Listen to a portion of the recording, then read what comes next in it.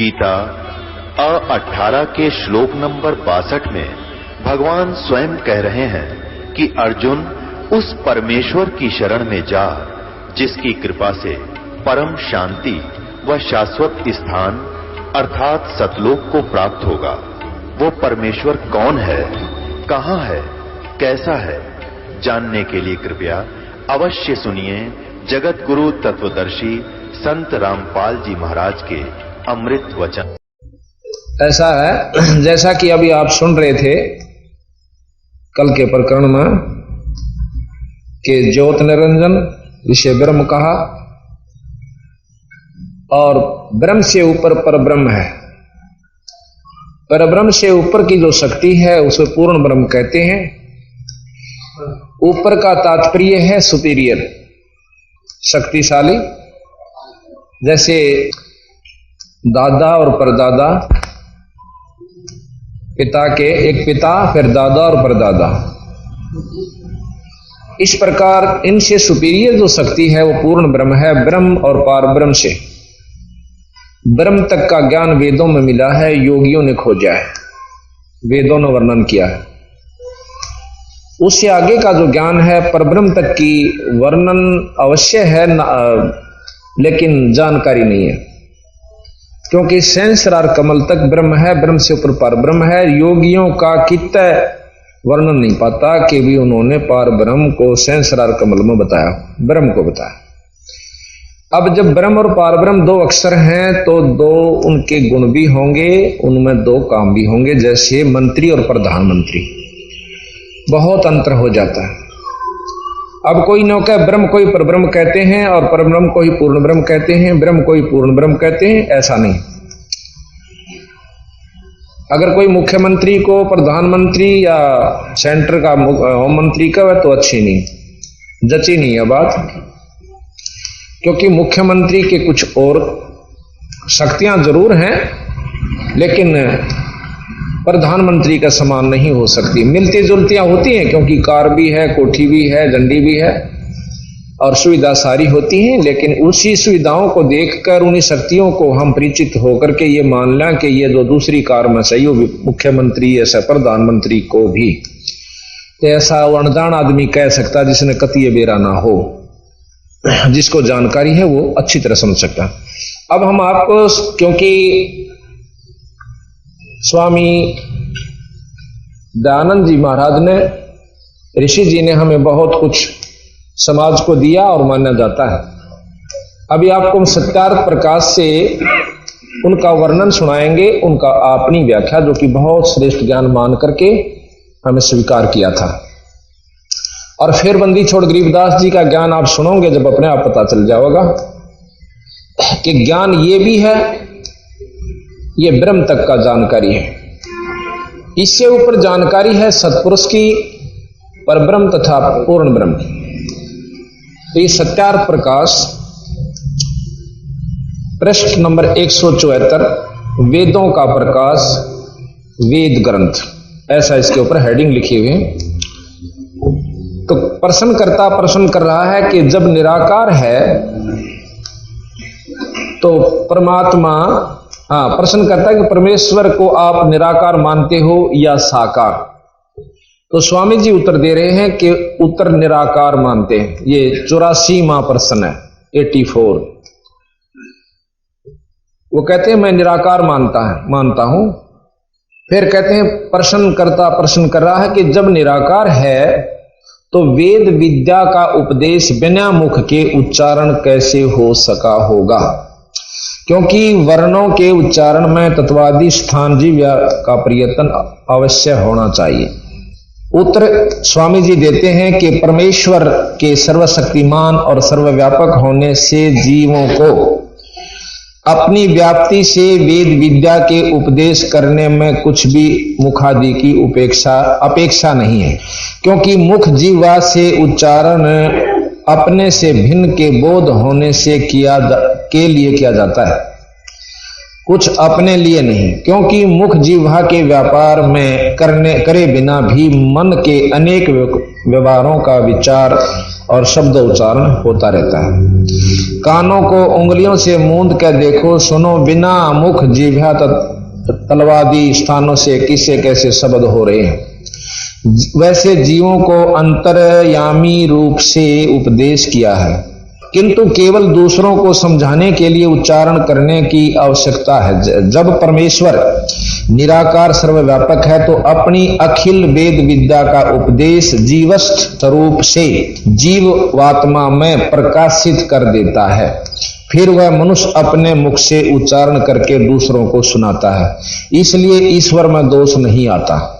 यह स्वामी जी का कहना है कि परमात्मा तो निराकार है, पर वो किसी श्रेष्ठ व्यक्ति के अंदर आकर अपना विचार अपनी ज्ञान दे देता है। ठीक है, अब प्रश्न किया है कि किन आत्माओं में कब वेद का प्रकाश किया। उत्तर दिया स्वामी जी ने कि संस्कृत भी लिखा है, या किसी ब्राह्मण का आगे प्रकरण भी दे रखा है। प्रथम सृष्टि की आदि में परमात्मा ने सबसे पहले भगवान ने अग्नि, वायु, आदित्य तथा अंगिरा इन ऋषियों के आत्मा में एक एक वेद का प्रकाश किया। अब विचार से सुनते जाइए कि एक ऋषि की आत्मा में परमात्मा ने एक वेद का ज्ञान दिया।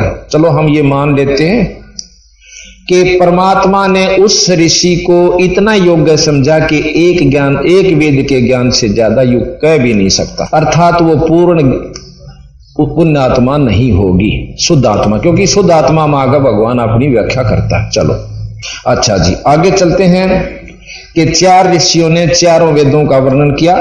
तो इस प्रकार यह प्रश्न है कि या वह ब्राह्मणम विदिता, ये वैसे संस्कृत से उसका उत्तर है कि प्रश्न हिंदी में यह है कि यह उपनिषद का वचन है। इस वचन से ब्रह्मा जी के हृदय में वेदों का उपदेश किया है। फिर अन्य आदि ऋषियों, अग्नि आदि ऋषियों की आत्मा में क्यों कहा। ब्रह्मा की आत्मा में अग्नि आदि के द्वारा स्थापित कराया। देखो मनुस्मृति में क्या लिखा है, यानी स्वामी जी मनुस्मृति को भी मानते हैं।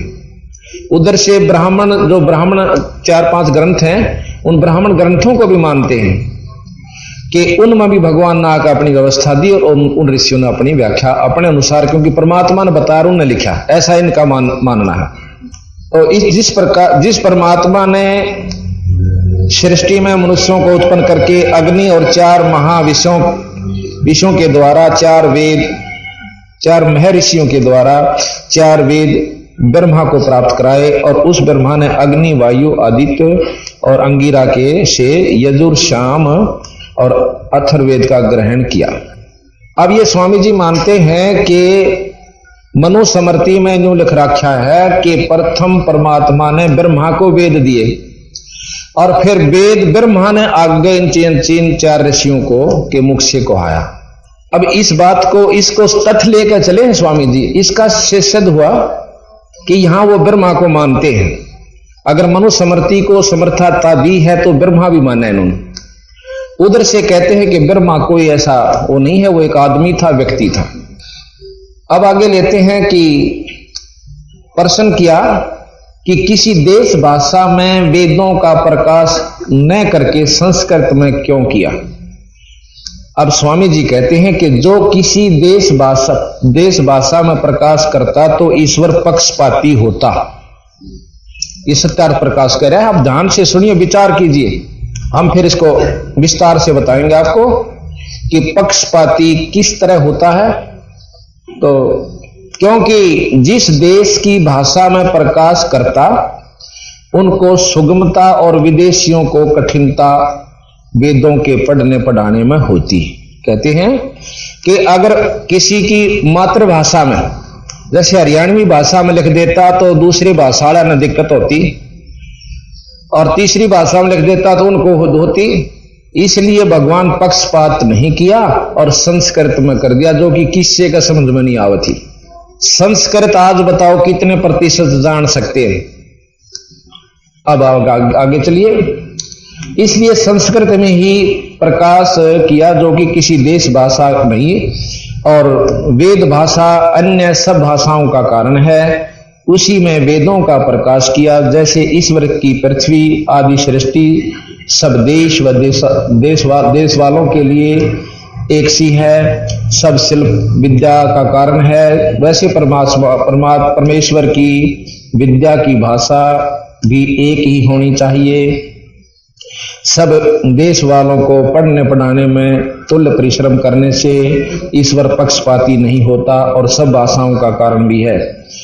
अब बंदी छोड़ महाराज के बारे में हम बताएं कि संस्कृत वो परमात्मा पक्षपाती है या ये से? गरीबदास परमात्मा ने सब भाषाओं में अपने उन्हीं चारों वेदों को सरलार्थ किया, सरल किया, और जो का त्यों, और सब शास्त्रों को बताया कति जाटू भाषा में, जिस भी देश की जैसी भाषा।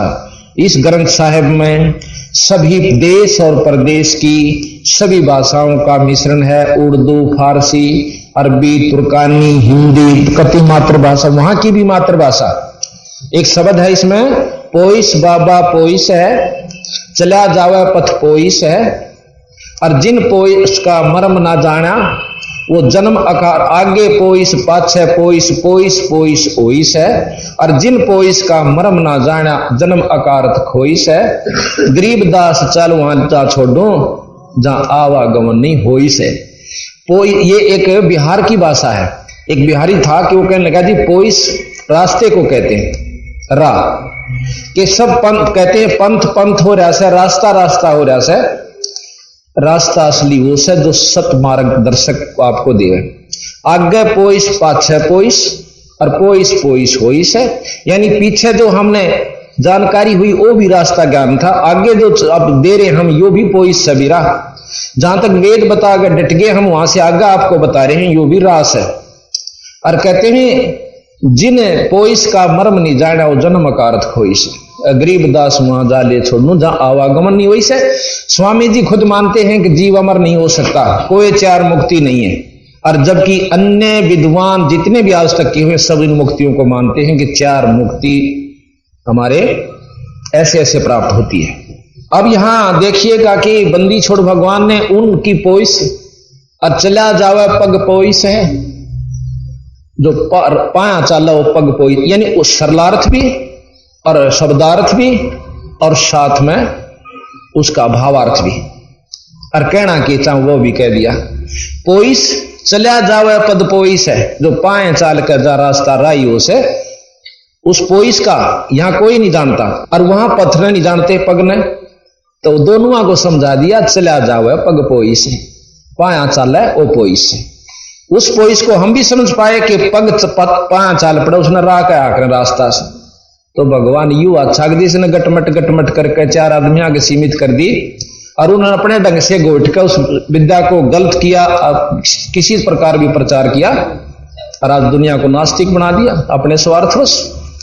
तो जब तक हमने बंदी छोड़ गरीबदास जी के शास्त्र का ज्ञान नहीं होगा, इतने हम भक्ति पकड़ नहीं सकते, रास्ते लग नहीं सकते। इन्होंने कभी किसी की क्रिटिसाइज नहीं करी, और ये जो ग्रंथ साहब सत्यार्थ प्रकाश है इसमें केवल क्रिटिसाइज 90% भरी हुई है। ये प्रश्नोत्तरी न्यारी है, आपको आगे दिखाएंगे कि उस पंथ में ये घटियापन से, उसमें ये घटियापन से, वो इतने गंदे हैं, वो ऐसे करते हैं। कबीर साहब के बारे में आपको जानकारी मैंने दी थी, ABC का भी ज्ञान मेरे ख्याल के बिल्कुल प्रमाणित है कि स्वामी जी ने नहीं था बंदी छोड़ के बारे में, और फिर भी लिख दिया कि वो तो एक तुच्छ बुद्धि जीवों का रास्ता से, और जो है ना उसके से नीच व्यक्ति इकट्ठे हो जाया करते, उन पर अपनी धाक जमांदा जाए पाछ लोगों ने उसको सिद्ध बना लिया। कोई नहीं, जैसा भी कोई लिखे अपने लिए लिखता है, अपनी बुद्धि अनुसार नहीं लिख सकता है, कोई ऐसी बात नहीं। अब आप जानकारी पूर्ण रूप से हो जाओगे जब आपको पता चल जाएगा कि बंदी छोड़ क्या चीज थी। तो यहां लिखा है, इसलिए एक ऋषि ने एक ही उसका बोध था, क्या नाम है, वेद का, अर्थात वो ऋषि भी पूर्ण नहीं था। और बंदी छोड़ने जब एक ने चारों वेद, 6 शास्त्र, 18 पुराण, 11 उपनिषद, महाभारत, गीता, एक अनपढ़ आदमी के लिए जिसको कति ज्ञान नहीं है, उसके लिए ये सब ज्ञान इसलिए इस तरह समझो कि कहीं कुछ हुआ ना हो। आप नवजात शिशु को 10 साल के बच्चे ने पकड़ो और उससे पूछो कि महाभारत कब हुई थी, वेद के बताओ से, वो नहीं बता सकता।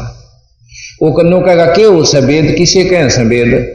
और ये 10 साल के बच्चे ने बंदी छोड़ कबीर साहब गरीबदास जी ने अपनी वो चारों वेद बताए, 18 पुराण, 11 उपनिषद, महाभारत, गीता, वो सब कुछ लिख दे और फिर अगला अपना भेद बता दिया। यहां तक बिल्कुल सही मिला दिया कि ये ठीक से भाई। अर्थात उस बच्चे ने जब वो पिछला ज्ञान था तो आगे जो लिख रहे हैं वो गलत नहीं हो सकता जब पिछला सही मिला है। तो इसके बाद हम आपको बताते हैं आगे बंदी छोड़ने, ईश्वर निराकार है, वह आकार में नहीं आता। ये 155 पेज पे है। और उधर से आपने यजुर्वेद के 5वें अध्याय के 32वें श्लोक में कल परसों हमने बताया था कि वो खुद मानते हैं, वेद मानते हैं। महर्षि जी तो चाहे ना भी मानते, परंतु वेदों का तो सरलार्थ उन्होंने जो का तुम किया कि वो ईश्वर, वो कबीर नाम का परमात्मा एक, और वो सर्वव्यापक है, जिससे सारी सृष्टि चेतन है, सबका आधार है। वो अपने सत धाम युक्त है। धाम स्थान को कहते हैं। जब भगवान का स्थान है, लोक है, तो वो आकार में भी है, अर्थात निराकार निरा नहीं है। यही कबीर साहब कहते हैं कि वो आकार में भी है। आकार किसे कहते हैं? जैसे हमने निर्गुण सरगुण निराकार शक्ति क्या होती है, जिस प्रकार प्रधानमंत्री अपने निवास स्थान पर या कार्यालय में या कहीं अपनी सरकारी दौरे पर होगा आकार रूप में, पर प्रधानमंत्री की निराकार शक्ति सत्ता, उसकी धाक हिंदुस्तान के कण कण में व्यापक है, कोने कोने में। उसी प्रकार मुख्यमंत्री की भी निराकार शक्ति अपने राज्य में के कण कण में व्यापक है। उससे नीचे आ जाइए, डिप्टी कमिश्नर, एसपी या और बड़े अधिकारी ले लीजिए, कोई भी किसी महकमे का है, उस बड़े अधिकारी की अपनी शक्ति भी उसके महकमे के हर कार्य क्षेत्र में सर्वव्यापक है। ये देवी देवता में आ जाए, दूसरे अफसर। तो इस प्रकार मतलब ये मतलब उदाहरणार्थ कह रहा हूं मैं, इनको देवी देवता ना समझो कि ये देवी देवता है, ये उदाहरण दे रहे हैं। इस प्रकार निराकार शक्ति है। तो इसी प्रकार निराकार रूप में निरंजन अपने लोक में है, जैसे आपको कल दिखाया था। इसका अलग से एक लोक भी है और आकार रूप में, और निराकार रूप में सर्वव्यापक है अपने 21 ब्रह्मांड में, जैसे मुख्यमंत्री अपने राज्य में पूर्ण रूप से व्यापक है।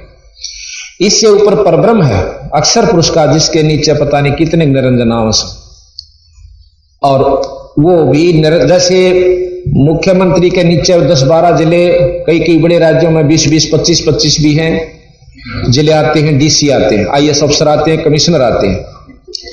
और इनसे ऊपर मुख्यमंत्री प्रधानमंत्री है, जिसके नीचे कई मुख्यमंत्री उनके आ जाते हैं, यानी वो ज्यादा शक्तिशाली है। कबीर साहब ने जो का तो भेद दिया है, और महर्षि दयानंद जी तथा अन्य ऋषियों ने केवल ब्रह्म तक की जानकारी दी है। ये आप सत्कर मानिए। प्रश्न क्या कि ईश्वर साकार है कि निराकार? उत्तर मिला निराकार, क्योंकि साकार होता तो व्यापक नहीं हो सकता। जब व्यापक है न होता तो सर्वादि गुणों भी ईश्वर के में न घट सकते, क्योंकि परिमित वस्तु में गुण कर्म स्वभाव की परिमित नहीं है, परिमित रहते हैं। वह शीतोषण, अक्षुधा, तृषा और रोग दोष, छेदन भेदन से भी रहित नहीं हो सकता। ये सब जैसे राजा नौका को तो भूखा भी मर सका है, नौका ना भाई, जैसे ही इनका भाव ये है कि भगवान आकार में है तो उसके सारे दुख होंगे, ये गलत है। जब परमात्मा ही हो गया उस पर दुख किसे, चाहे आकार में है चाहे निराकार में। इब कोई नौका कि राजा निराकार शक्ति नहीं हो सकती, ना आकार में नहीं रह सकता, क्योंकि वो भी आम आदमी की तरह दुखी होना पड़ेगा, उसने भूखा भी मरना पड़ेगा, मच्छर भी खाएंगे। ये कति नहीं हो सकता राजा में। राजा के पास वो सुविधा है, वो ठाठ करेगा और आकार में रहेगा। तो ये मतलब है सतगुरु कबीर साहब अनुसार, गरीबदास जी अनुसार कति मिथ्या भाषण है। ये भी नहीं कहेंगे कि मिथ्या है कि इनको जानकारी इतनी थी कि परमात्मा आकार में नहीं आ सकते। अब जंगल में रहने वाले जंगलियों को कदे जान कभी राजा नहीं देखा हो और ना राजा के बारे में पता हो किसा होया करे, पर भय जरूर न हो, भयभीत हो जाते हैं। जैसे राजा के अनुचर जाकर उन्हें कूट छेत दें, गोली ताई मार दें, उनको बदमाशी करते हो, तो उनको भय जरूर से कि कोई शक्ति सी है जो वहां से आकर हमने तंग कर जाती है, जैसे अवतार जाते हैं यहां से वहां से आते हैं। तो इस प्रकार हम कति अपरिचित हैं उस परमात्मा के बारे में जो कि आकार और निराकार में है। अगर हम केवल आकार में निराकार में मानते हैं तो ये सारे वेद फेल, ना सारे शास्त्र फेल।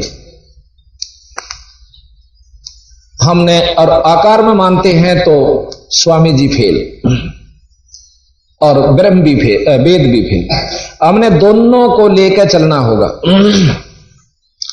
और दोनों को लेकर कबीर साहब चले कि ये शास्त्र भी ठीक बताओ और ये भी ठीक बताओ। जैसे 5 अंधे थे, उनको किसी ने कहा कि भाई हाथी बहुत बड़ी जीव हो सा, बहुत नो कर दे सा, उसमें इतना नो खींच ले सा। नो बोला वो हाथी हमने भी दिखा दो। 5 अंधों को हाथी के पास जाकर छोड़ दिया। अब एक कहता पांठ आगे, एक का पूछड़, एक पेट तले के यानी शरीर पर हाथ फेरे से, और दूसरे का उसकी सूंड ठहगी, एक का कान का हाथ लग गया। पूर्ण विवरण ले लिया उसका कान का, किसा हो से छाज कैसा हो से, अपने मन में विचार किया। फिर हाथी के पांव जिसके ठहरे थे वो आकर के फिर पूछा भाई देखा है हाथी? खूब देखा है। ये जो समाधिस्थ होने वालों के ऊपर व्याख्या है अनजानपने में। तो वहां क्या हुआ, जिसका पांच आए थे उन्होंने बोला हाथी बताओ किसा हो से? अग देख थांब का हाथ लाके बोला थांब कैसा हो से। जिसका पुछड़ ठाई थी ने बोला पटे कैसा हो सा हाथी। जिसका कान्ना का विवरण लेकर आया था पूरी जानकारी ने बोला छाज देखा है हाथी, छाज कैसा हो से जैसा होता है। और सूंड ठाई थी ने बोला एक रबड़ की नाली सी हो ना मोटी, ईसा हो सा हाथी। और छोड़ने ने हाथी तो भाई थांब कैसा हो से। जिसका पेट पर हाथ फेरा था ने बोला बेटोड़े कैसा हो सा हाथी थे, क्यों करड़ा भी हो से और भारा भी इतना है उसे। तब पांचों मुक्कम मुक्का घुसम घुस एक आ गया क्यों लड़ो सो नो बोला इसने बेरा न ब्यारी अरनो का हाथी छाज कैसा हो हाथी तो ईसा मोटा हो से थाम कैसा। और उन तो भाई के कह बोला बेटोड़े कैसा हो सा हाथी तो वही कैसे न बेरा है कौन। एक का बोला पटे कैसा हो तो वो न बोला जिसको पूर्ण जानकारी है बीरा ये उसके अंग है। इन सबको मिलाकर हाथी बने। अब कोई तो विष्णु ने भगवान मान रहा, कोई शंकर जी ने, कोई ब्रह्मा जी ने, कोई हनुमान जी ने, कोई गणेश ने, कोई माता ने, और कोई क्या नाम ब्रह्म तक ही सीमित हो गए बंदी छोड़ के हैं कि ये उस पूर्ण ब्रह्म के अंश है, ये पूर्ण परमात्मा नहीं है। इन तक काम डग रहा है उसका और उससे भिन्न भी नहीं, क्योंकि हर जीव महाराज कबीर साहब से आए हैं सतपुरुष से। तो इस प्रकार की व्याख्या जो बंदी छोड़ने दी है बिरा यो कीता मिलेगी। इसलिए परमात्मा भी शरीर धारण नहीं कर सकता क्योंकि वो सारा दुखी हो जाए। फिर ऐसे भी यहां सिद्ध पुरुष हुए हैं जिनमें अग्नि का भी असर नहीं होता। अर्थात आप देखते हो धोने के ऊपर 5-5 धोने लाकर जेठ की धूप में बैठ जाए उसमें कोई शक्ति सिद्धि है जिस तो उसका असर नहीं होता। और आप बैठ कर दिखाओ जड़ नहीं जाओता। तो इसका मतलब यह है कि जब उस एक व्यक्ति में मनुष्य धार शरीर करके आ रहा है एक संत भगत है और वो साधना कर रहा है उसका आगे भी असर नहीं कर रही तो परमात्मा तो उस तो बहुत सुपीरियर शक्ति है और वो आकार में आ जाता उस पर भी कोई है जहां पर उस पर कोई भी ये 5 तत्व असर नहीं करते। तो इस प्रकार हमने जो जानकारी थी वो यही थी। अच्छा दूसरी तरफ के लिखते हैं वेदों में आपको बता दिखाऊंगा कि महाराज कबीर साहब तथा अन्य शास्त्र और कबीर साहब भी उसको मान्यता देते हैं कि एक इंद्र नाम का भगवान से देवता है जो इंद्र लोक में रहता है। जैसे चीफ इंजीनियर होया करे और वो पानी का सारा प्रबंध यानी पानी बरसाना बादल करना ये सब उसके अंडर आते हैं। लेकिन और सारे ठाठ करता उसके इतनी उर्वशी है ऐसा लिख रखा है। वो नो नाचता है ऐसे रहता है ऐसे ठाठ है उसके तरह कितनी को सुंदर सुंदर औरतें हैं वहां नाचती रहती हैं, ऐश करता है। तो वेदों में लिखा कि वो ऐश्वर्यवान भगवान से। अब बताओ यही खंड हो जाता है स्वामी जी का वर्णन कि उस पे फिर तो अगर वो आकार में है तो उसका वो सारे गुण सुख और दुख उसको सेध देंगे। अब जब वो ऐश्वर्यवान है तो गुण सहित हुआ, जब ऐश का भोग रहा है वो परमात्मा, तो उसमें जब उसमें सुख हो रहा है तो दुख भी होगा। इन्हीं का अपना ही विचार खंड हो जाता है कि जब ऐश्वर्यवान भगवान लिखा है उन्होंने इंद्र को, कि इंद्र जो वेदों में वर्णन है इंद्र का भी, ब्रह्मा जी का भी, विष्णु जी का भी, शंकर जी का भी है, पर उनको इन्होंने अलग अलग अपने दिमाग के अनुसार उनको उपाधि दे दी, ऐसा सतगुरु महाराज ने बताया। तो अब हम आपको बताते हैं सतगुरु कबीर गरीबदास जी के पास एक बार 9 योगी आ गए थे, जैसे हमने आपको वर्णन दे चुके हैं। उन्हें 9 ने भंडारा महाराज से भोजन मांगा, सूखा सीधा गरीबदास जियों से छुड़ानी में।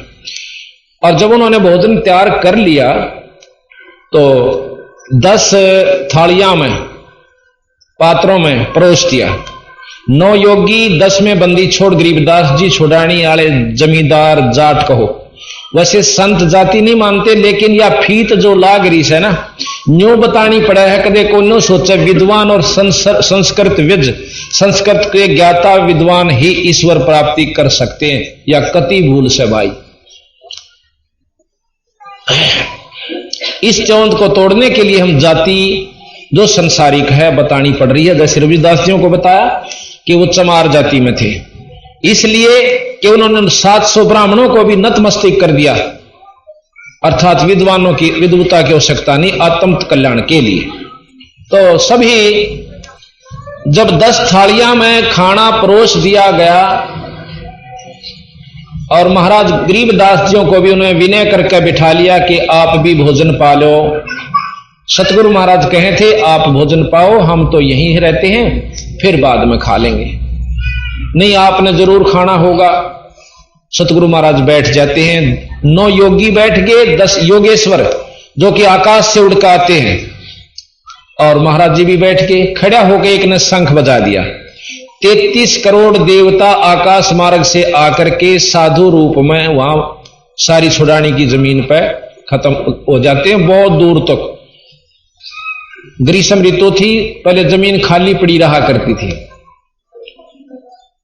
और कहने लगा वो योगी कि इन सबको भोजन करवा दो। बंदी छोड़ने अपनी शक्ति से उन सबको अपनी थाली पर चादर डालकर और सबको भोजन, वहीं से ऑटोमेटिक अपने आप थालियां चलती हैं, सबको भोजन करवा दिया। इस शक्ति को देखकर वो 9 योगी कहने लगे, हे महाराज, हमने नहीं मालूम था कि आपकी स्तुति सुनी थी, आपकी महिमा सुनी थी, पर न्यों नहीं पता था कि आप सच्चे इतने महान सो। फिर बंदी छोड़ने बोले कि तुम न्यों सोचते हो कि मैंने वेद के बारे में ज्ञान नहीं है, अब मैं आपको वेद के बारे में ज्ञान देता हूं। महाराज जी कहते हैं कि वेद जहां तक ज्ञान देते हैं हम उसको सत्य मान रहे हैं। गरीबदास जी महाराज कहते हैं असत्य नहीं माना हमने, लेकिन उस वेद के ज्ञान से काम नहीं चलता, जीव जन्म मरण तक बंध खत्म नहीं होता, ऐसा सतगुरु महाराज का कथन है। अब आप सुनिएगा।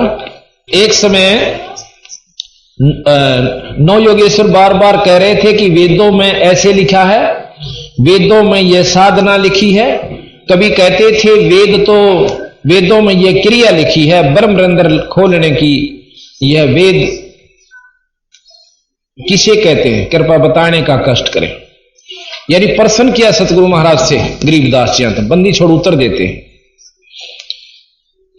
तो ये मतलब एक प्रश्न उत्तर चल रहे हैं। ऐसे ही एक रमलू नाम का भगत, गुरु भगत था, गुरु भगत से प्रश्न करता है, बंदी छोड़ के शिष्ट है। तो वो उत्तर दे रहा है कि बंदी छोड़ ने मेरे सामने के वर्णन किया। भाई रमलो, जब 9 योगेश्वरों ने वेद ज्ञान को श्रेष्ठ बताना चाहा, तब महाराज ने चारों वेदों के सारे मंत्रों की गिनती कर बताई तथा कही कि 5वां वेद मुक्ति का है, जिसे सूक्ष्म वेद कहते हैं। उसका आप महापुरुषों को पता नहीं, इन चारों वेदों ने जो इस 5 तत्व के शरीर पुतले को सुरक्षित रखने व कुछ साधन करने, कुछ समय के लिए वैकुंठ की झलक लेकर फिर 84 के चक्कर काटने के तरीके का वर्णन कर रखा। महाराज जी ने बताया कि हे योगेश्वरो, आपको यह भ्रम होगा कि गरीबदास जी को वेदों का अर्थ या ज्ञान नहीं, जानकारी नहीं है। तो कहने लगे अब सुनो, वेद का अर्थ ज्ञान यानी ज्ञान भी बोलना से इसने, अब ज्ञान कह लो चाहे ज्ञान कह लो, बात अपनी भाषा समझाता हो सर कि ज्ञान की फिर परिभाषा की है, ज्ञान किसे कहें। वेद का अर्थ ज्ञान होता है। 4 वेद हैं, चारों में अलग अलग ज्ञान है। वेद की उत्पत्ति का भी कई महापुरुषों को भ्रम है कि कोई कहता है कि 4 ऋषि परमात्माओं ने सर्वप्रथम पैदा किए। अब ये देखो ना, वो 4 ऋषि भी तो भगवान ने पैदा किए होंगे। इन चारों से ने समाधिस्थ होकर वेद ज्ञान लिखा, प्रत्येक ने एक एक वेद की रचना की। यहां एक संशय उत्पन्न होता है कि वे ऋषि ज्ञान संपन्न नहीं थे, क्योंकि एक ऋषि को एक ही वेद का ज्ञान था, दूसरे का नहीं। ऐसे अधूरे ज्ञान वाले व्यक्ति महापुरुष से यह उम्मीद नहीं की जा सकती कि उनका ज्ञान श्रेष्ठ है। सर्व ज्ञान उत्पन्न हो, सर्व ज्ञान संपन्न तो एक ही बहुत है। जिस प्रकार कबीर साहब ने चारों वेद व 18 पुराणों, 6 शास्त्रों और 11 उपनिषद, गीता जी, भागवत, रामायण, महाभारत का पूर्ण ज्ञान देकर के मुसलमान धर्म का भी ज्यों का तो वर्णन, चारों कतेबों व मोहम्मद की उत्पत्ति तक का ज्ञान दे रखा है कि मोहम्मद जो मुसलमान धर्म के प्रवर्तक हैं वो कैसे उत्पन्न हुए और कौन से लोग आए थे। अब आप बताओ कि 4 ऋषि व बाद में पुराणों व गीता, भागवत, रामायण, महाभारत लेखकों का ज्ञान श्रेष्ठ है या उस एक महात्मा या सारे ने सारा विवरण जो का तो ही लिखकर फिर आगे उनसे ऊपर की शक्ति का भी ब्यौरा दे रखा है, वह श्रेष्ठ है। 9 योगेश्वर ने कहा कि हम आप गरीबदास जी से कह रहे हैं, ना कि कबीर साहब से। ने बोले हम आपने पूछा, हाँ कबीर साहब का नहीं पूछते। आप अपने ज्ञान का परिचय दें। महाराज जी ने कहा कि यदि पूर्ण विवरण चाहिए तो केवल एक ही, सारे ही वर्णन का दे दिया, उनका ज्ञान श्रेष्ठ। अब यहां चारों को सबको ले लिया। किसी ने तो 18 पुराण ही ज्ञान था, किसी ने चारों एक एक वेद लिख दिया, किसी ने रामायण, जैसे तुलसी साहब ने केवल रामायण की ही व्याख्या की। तो महाराज के उन सबको मिलाकर अकेले बंदी छोड़ कबीर साहब व गरीबदास जी में वह शक्ति है, इन सबको मिला और उनसे ज्यादा है, क्योंकि उन आगे का भी ज्ञान दिया। सारा विवरण जौका तो ही लिखवा कर और फिर आगे का उनसे ऊपर की शक्ति का ब्यौरा दे रखा है, वह श्रेष्ठ है। अर्थात बंदी छोड़ महाराज को महाराज श्रेष्ठ सिद्ध कर रहे हैं और है भी। 9 योगेश्वरों ने कहा कि हम आप यानी गरीबदास जी से कह रहे हैं, ना कि कबीर साहब से। यहां वार्ता चल रही है। हमने ये वाणी लिख रखी है, सतगुरु तेरी वाणी अमृत किताब, उसमें प्रश्नोत्तरी चला रखी है। उसमें तो यहां कबीर साहब, गरीबदास जी और योगेश्वर आपस में बात कर रहे हैं। तो गरीबदास जी ने अपने आप को छुपा के और अपने पूज्य गुरुवर पूर्ण ब्रह्म कबीर साहब की महिमा सुनाई उन ऋषियों को। तो वह दो कहने लगे कि ये तो चलो ठीक है, कबीर साहब ने तो कुछ भी किया, आप में क्या जानकारी है, आपको क्या ज्ञान से। उन्होंने धोती कुर्ते वाला जमींदार दिखा कि कुछ नहीं जानता हूं, बात बात बनावस। तो आपको क्या जानकर, हम आपसे पूछ रहे हैं, कबीर साहब से नहीं। आप अपने ज्ञान का परिचय दें। महाराज जी ने कहा कि यदि पूर्ण विवरण चाहिए तो हम मेरे द्वारा लिखवाया गया ग्रंथ तुम्हारे चारों वेदों को मिलाकर भी ज्यादा मंत्रों वाला है। वेदों का विवरण सुनो। 4 वेद हैं, ऋग्वेद, यजुर्वेद, सामवेद, अथर्ववेद। ये चारों वेद बताए। ऋग्वेद में क्या है, इसमें स्तुतियां हैं, भौतिक ज्ञान, निरंजन ज्योत स्वरूप तक का है। इसमें 10 मंडल, 8 अष्टक और 64 अध्याय, 85 अनुवाक और 1028 सूक्त हैं और 1024 वर्ग 1024 वर्ग, 10,552 मंत्र और 2,53,792 शब्द और 209 देवता और 354 ऋषि यानी इसमें पात्र बना रखे। ये ऋग्वेद का वर्णन है। अब इसके कुल मंत्र जो हैं, अपने जो मंत्र हैं इसमें वेद मंत्र इसमें लिखा है 10,552। अच्छा, यजुर्वेद में लिखा है कर्म कांड है, यज्ञ का वेद है, इसमें 40 अध्याय और 1975 मंत्र हैं, 90,525 शब्द हैं, कर्मों व यज्ञों का विस्तार पूर्वक वर्णन है। अब सामवेद है, उपासना साधना का वेद है, ज्योत स्वरूपी निरंजन तक है, इसमें 27 अध्याय हैं, 87 श्याम, 1875 मंत्र। श्याम के 2 भाग हैं, पूर्वार्चिक उत्तरार्चिक। आगे अथर्ववेद, इसमें साधना से प्राप्त उपलब्धियों का वर्णन है, जिस प्रकार साधक को पता चल जाता है कि उसकी साधना किस स्थान पर है, क्या स्थिति में है। इसमें 20 कांड, 25 प्रापाठक, अनुवाक, 760 सूत्र सूक्त और 731 वर्ग व 5,977 मंत्र हैं। यहां लिखा है कि 21 ऋग्वेद की, 101 यजुर्वेद की, 1000 सामवेद की और 9 अथर्ववेद की, कुल चारों वेदों की 1131 शाखाएं हैं। चारों वेदों के कुल 20,379 मंत्र हैं। चारों वेदों के मिलाकर के कुल 20,379 मंत्र हैं। अब सुनो मेरा गरीबदास का ज्ञान। मैं अक्षर हूं, मैंने ग्रंथ लिखवाया है जिसमें 24,000 मंत्र हैं। जो 5वां वेद है हम संत हरदम पढ़ते हैं, वह सूक्ष्म वेद है। चारों वेदों को पढ़ने वाला कभी भी जमदूतों से के जपेटों से नहीं बच सकता। गरीबदास जी की वाणी माता है, गरीब जो नर चारों वेद कथनते, देखे जम की जाली, यानी काल के ही जाल में रह गई। भैरो न रक्षा ना कीनी, ना खेत्र पाल रखवाली। गरीब ज्ञान दान ब्रह्मा दिया, सकल सृष्टि माही, और सोम डूम मांगत फिर जिन कुछ दीना नहीं।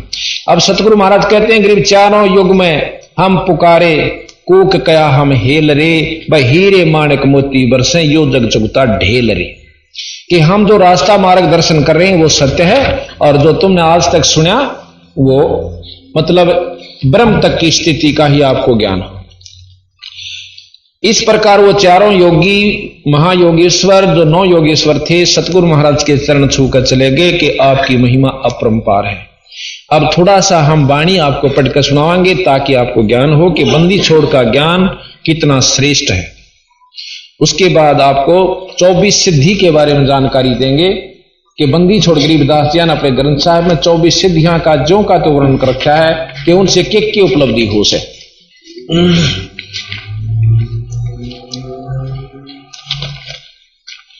सतगुरु महाराज गरीबदास जियों का मूल ज्ञान थोड़ा थोड़ा सुनाएंगे, क्यों ज्यादा तो ये अकेला मूल ज्ञान इतना अनुमान 10 दिन में इसका व्याख्या हो।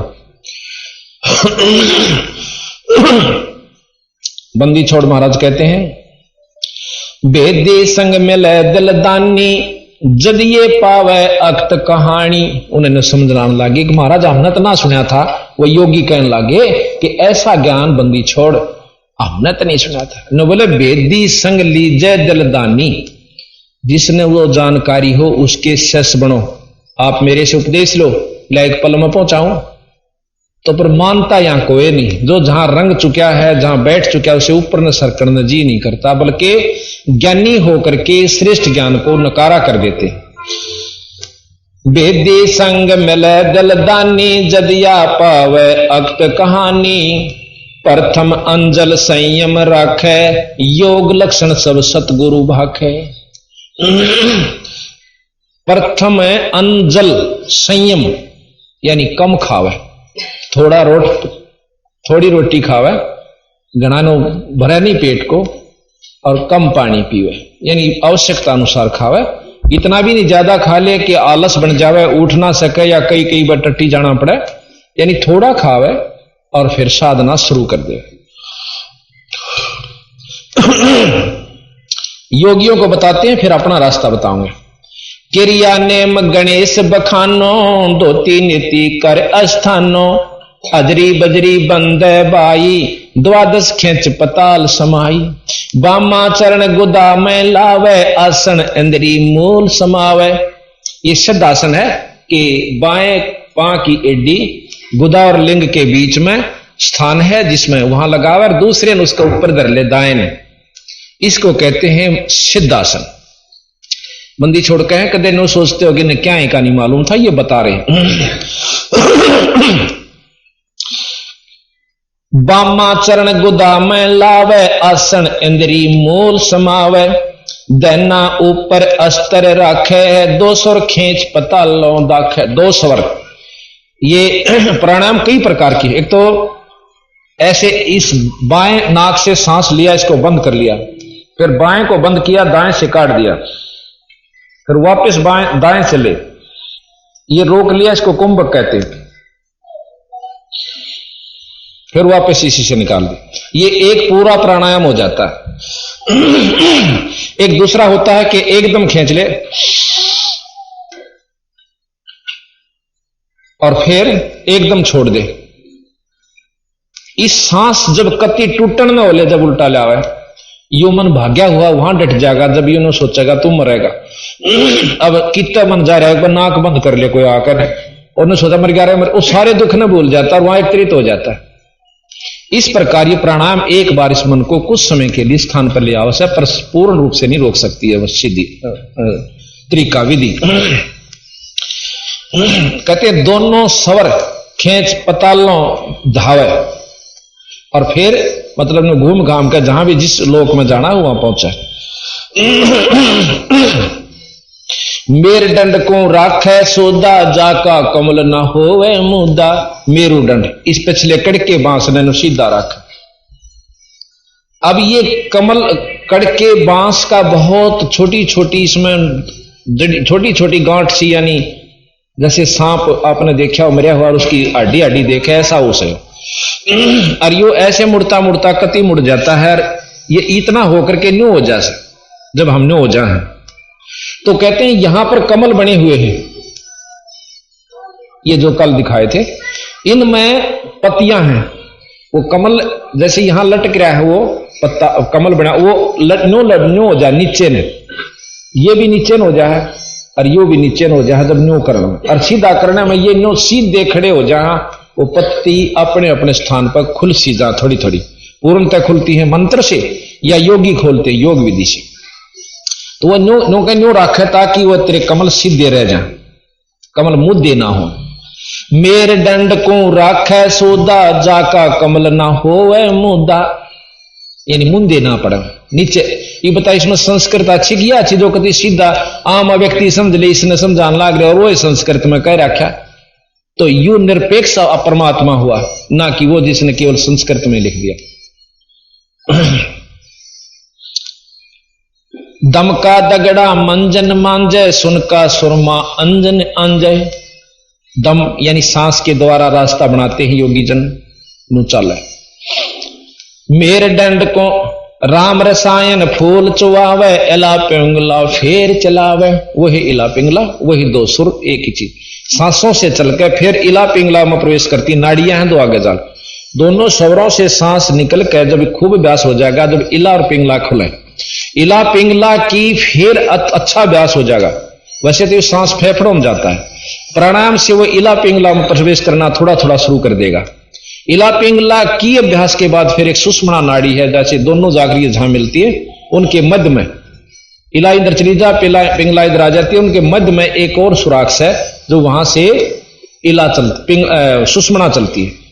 सुषुम्ना जाती वहां पर, इला अपने स्थान पर और दूसरे उस स्थान पर चली जाती है, इला पिंगला। इला ईड़ा कहते हैं इसको, और पिंगला कहते हैं बाएं को। इसी को महाराज ने इसको चंद द्वार कहा, जो कि औलास है, ये शीतल होता है। और इसको सूर्य कहा, इसको सूर्य द्वार, इसको चंद्रमा कहा, इसको सूरज भी के नाम से भी आगे संबोधित किया। चंद सूरज दो थेगड़ी लगाई, तो ये एक चंद और एक ये सूरज। कई लोगों का मिला आख्यान चंद सूरज के हैं, नहीं, ये चंद सूरज इला पिंगला गर्म और शरद दो दे दिखाई, ये इसी को लेकर चले। इतना गहरा ज्ञान बंदी छोड़का है। सुषमा कहते हैं ना, राम रसायन फूल चवावे एला पेंगला फेर चलावे, सुषमन सुरत लगावे दानम चंद्र सूर मुंदे शशिभानम।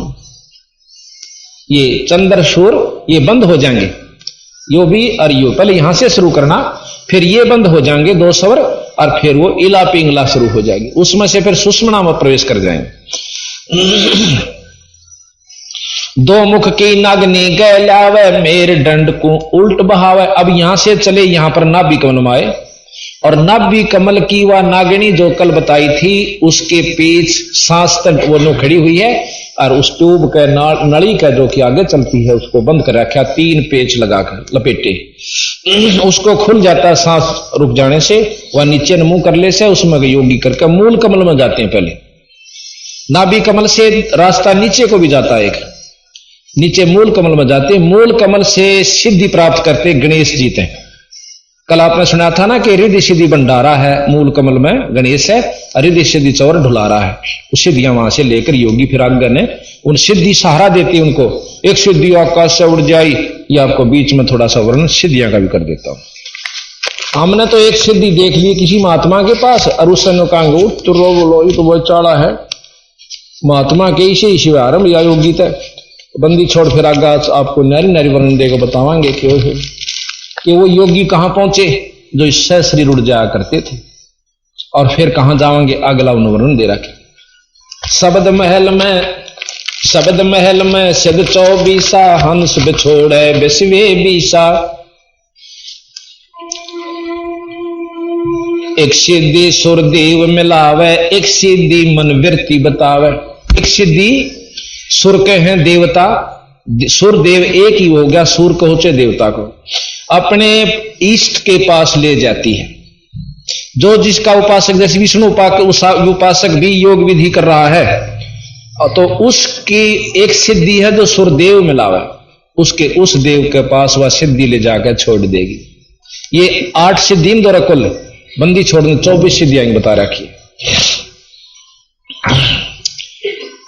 एक सिद्धि सुरदेव मिलावे, एक सिद्धि मन वृत्ति बतावे। एक सिद्धि ऐसी होती है, आपने देखा होगा कि भाई एक महात्मा ऐसा है, उधर चले जा ना जानते न बता दे रहा तो कौन सा गांव मत आया है, और के सोच रहा था तू, उड़े सी खड़ा था, उड़ा के सोच रहा था, और फिर कोई प्रश्न करना है उसकी आप बता दे तू ये कहना चाहो। मंदी छोड़ के हैं इस तरह उसने परमात्मा प्राप्ति वाला आदमी ना संत ना समझियो। आपको सच बताऊं कि एक बार हमारी भैंस खो गई थी, हमारे घर वाले गए पूछा पड़वान, क्यों अनजान के राखी चले जा, और उन्होंने शक कर लिया किसी व्यक्ति विशेष पे। वहां गए, तने बोला भाई अपने न्यारे न्यारे कागजा पे 10 आदमियों के नाम लिख दो, और जिन मत एक आदमी हो जिस पर थारा शख्स है। उनने उस शक वाले आदमी का नाम लिख दिया। उसने फट दे मूंद का आंख और वह पर्ची काट दी जिसकी उनके मन में शक था। ये मेरे पिताजी आड़े बैठे, ये गया था गेला उनका। तो उसके बाद वो भाई पुलिस में भी दिया। पुलिस वाले ने बोले भाई तरी पूछा के आधार पर हम इसने कुछ कहा को नहीं ने, बाकी हमारी तरफ से चोर नहीं। फिर पता भी चला को चोर नहीं था। दूसरी बार फिर गए राजस्थान में, फिर दूसरे पर शक कर लिया। ने बोला भाई जिस पर थारा शख्स है और वो पर्चिया में लिखवा दो, वो लिखवा दिए 10 नाम। उसने फट जो नए पर शक था वो काट के दे दिया। क्यों आड़त पूरा विचार करके चला, हमने उड़ा देखा और उस पर पूछा, वो नो बोला और उसकी नो वृत्ति थी मैं पक्का चोर से। तो उड़द सारे बतलांदे भी जहां राम है सारे के मन में फिट हो जाए है पक्का चोर से, और जानने लिख दे। उसने वह एक कागज ठा के दे दिया जो नया चोर सिद्ध कराया था अपने आप में हमने। उन्होंने बोला यू चोर से। फिर आए वो उसको न पंचायत करी, भाई क्यों खाम खा गदी गेट बना रहे हो, काल उसने चोर बताओ थे, आज यू बताने लग रहे। तो भाव ये वो भी चोर नहीं था, उसका कोई भेद नहीं चला उस भैंस का। तो भाव ये से कहने का कि ये सिद्धियां होती हैं, ये तो वो एक पूछा पढ़ में बता दे तेरे मन में कैसे हुआ, मन वृत्ति बता दी उसने, मन की वृत्ति बता और न्यू बता दे। और साधु आंख में चुम बैठा न सोचेंगे वो भगवान के चाड़ा से बंदी छोड़ के गधे की जुनी में जाएंगे ये लोग। इस सतगुरु का प्रमाण से आपके सामने प्रमाणित है, कोई ऐसी वैसी बात नहीं है, को हम अपने घर से कहते हैं। एक सिद्धि सुर देव मिलावे, एक सिद्धि मन वृत्ति बतावे, एक सिद्धि हो पवन स्वरूपी ही, एक सिद्धि हो वह अनुरूपी। एक सिद्धि हो पवन स्वरूपी, हवा में के समान हो जाते हैं, दिखते नहीं। एक सिद्धि निस्वासर जागे, एक सिद्धि सेवक हो आगे। एक संत गांव के बाहर जा बैठा और देखा गांव वाला भाई काल का बैठा है और सौंदा नीनो बैठा है और या घूम फिरावा से फिर बैठ जा। हमने सुता नहीं देख लिया, आज 3 दिन हो गए ना आंख नीचे, और लोग क्या देखने लगे 10 दिन हो गए सोए नहीं। उसके पांव पकड़े और मंदिर बना दिया और मार बेगन तैर दिया।